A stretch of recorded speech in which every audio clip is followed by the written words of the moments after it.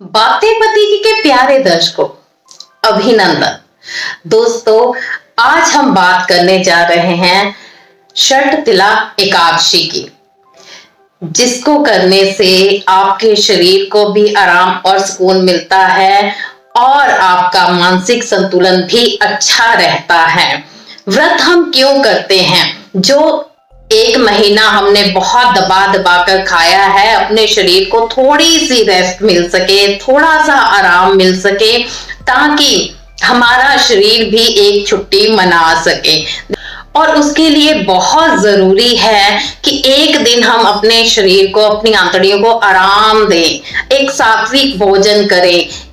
अगर आप diet conscious हैं तो फिर व्रत बहुत ही अच्छी चीज है। आपको हफ्ते में एक बार तो व्रत करना ही चाहिए। तो हम बात कर रहे थे षट तिला एकादशी व्रत की।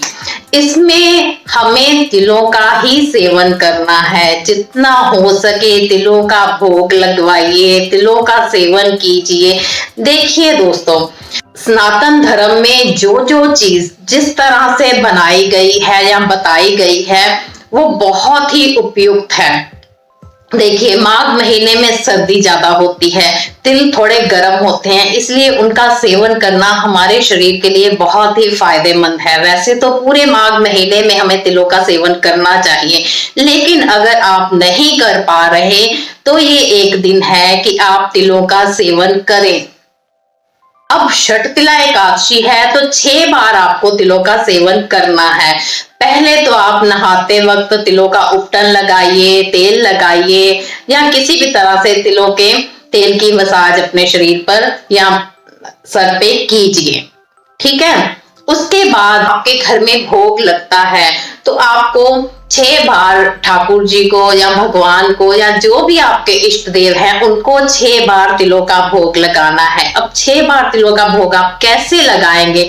आप तिल और मावा के लड्डू बना सकते हैं, आप तिल और गुड़ के लड्डू बना सकते हैं, आप तिल की बर्फी बना सकते हैं, आप तिल का चूरमा बना सकते हैं, आप तिल को पानी में या दूध में डालकर या कोई खीर वगैरह बनाकर भी भगवान को किसी तरह से भोग लगा सकते हैं। मतलब 6 बार आपको किसी तरह से भोग लगाना है। और अगर आपके घर में भोग नहीं लगता तो आपको 6 बार तिलों को खाना है, और हो सके तो वो खुद ही अपने हाथों से बनाएं और अपने हाथों से ही खाएं।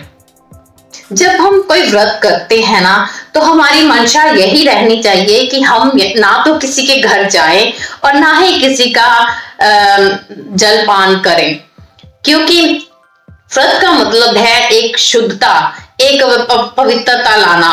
जब हम किसी के घर जाते हैं, पता नहीं वो स्त्री शुद्ध है कि नहीं है, तो हमें उसके हाथों की चाय पीनी पड़ेगी या कुछ भी खाना पीना पड़ेगा। तो आप अवॉइड ही कीजिए, कोशिश कीजिए कि व्रत रखने के बाद आप किसी भी घर में ना जाएं, अपने घर में रहें, अपने हाथों से बनाएं और अपने हाथों से ही आप सेवन करें।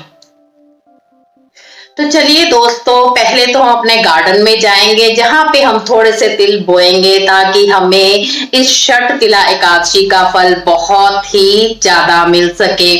उसके बाद हम अपनी किचन में जाएंगे, वहां पे हम तिल और मावा के लड्डू बनाएंगे। 2 मिनट में प्रिपेयर हो जाएंगे।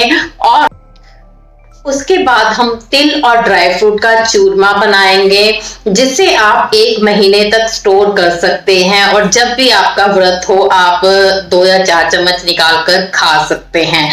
और मैं यहाँ पे आपको ये भी बता दूं कि हमारे यहाँ पे ये रिवाज है कि जब कोई औरत बेटा पैदा करती है तो उसको 5 टाइम अन्न नहीं दिया जाता, तो ये पंजीरी या चूरमा उसे तब सर्व किया जाता है।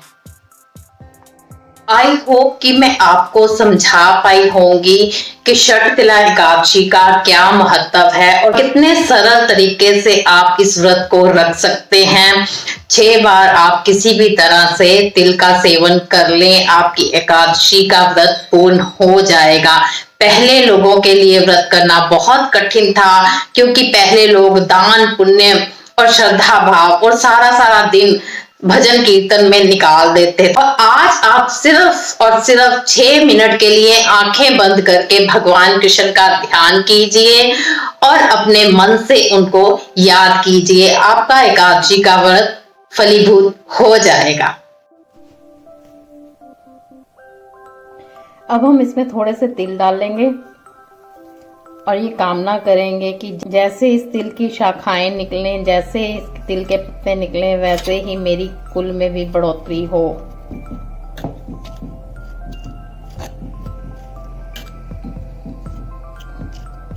ये सबसे उपयोगी है क्योंकि ये सब करने से आपका व्रत भी फलीभूत होगा।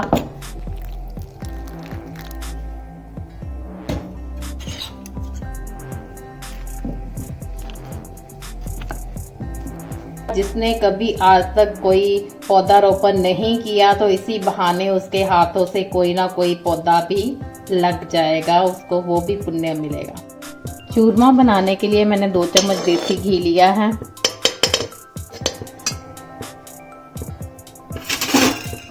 दो चम्मच ही तिल लिए हैं,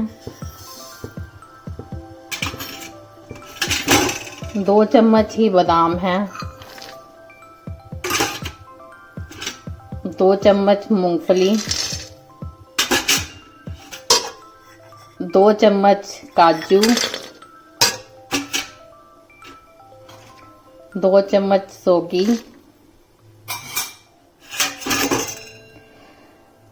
और ये मखाने। अब हम इन्हें 1 मिनट तक रोस्ट कर लेंगे।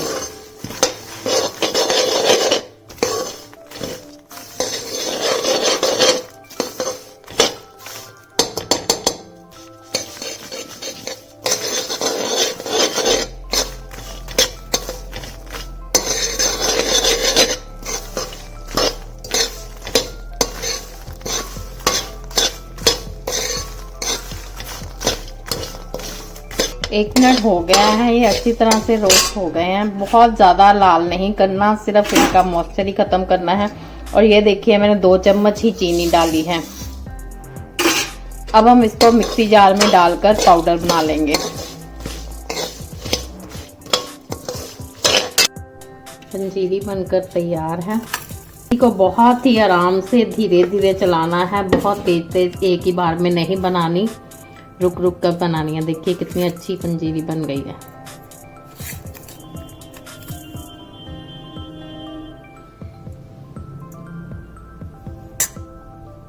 अब तिल और मावे के लड्डू बनाने के लिए थोड़े से तिल लेंगे, इसको 30 सेकंड तक रोस्ट करना है।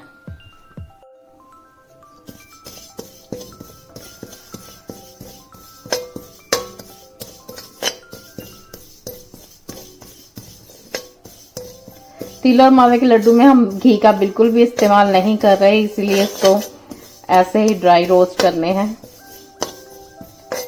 जैसे ही 30 सेकंड हो जाएंगे गैस टर्न ऑफ कर देनी है। 30 सेकंड हो गए हैं और तिलों का कच्चापन खत्म हो गया। अब हम इसे किसी कटोरी में निकाल लेंगे और मावा को 30 सेकंड तक ही मावा पकाएंगे ताकि थोड़ा मेल्ट हो जाए और अच्छी तरह से इसमें तिल मिक्स हो जाए। आपको तिल, मावा और चीनी एक समान लेनी है। जितने आप तिल ले रहे हैं उतना ही मावा लेना है और उतनी ही चीनी लेनी है।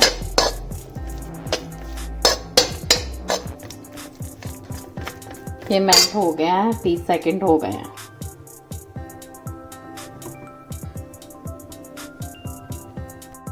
थोड़े से काजू, 2 चम्मच काजू ग्राइंड किए हैं, वो भी बीच में ही डाल देंगे। अब इनको अच्छी तरह से मिक्स करके इनके पेड़े बना लेंगे।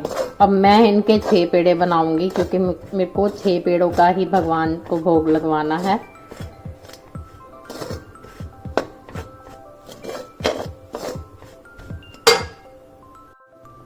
ये देखिए तिल और मावे के कितने अच्छे लड्डू बने हैं और चूरमा भी तैयार है, भोग भी तैयार है और और हमारे ठाकुर जी भी भोग लगाने के लिए तैयार हैं।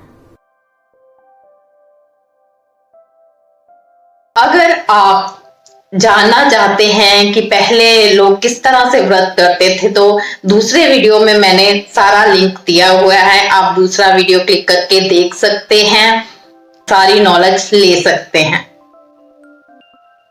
वीडियो पसंद आया है तो उसे लाइक कीजिए, चैनल को सब्सक्राइब कीजिए और शेयर करना मत भूलिए। धन्यवाद।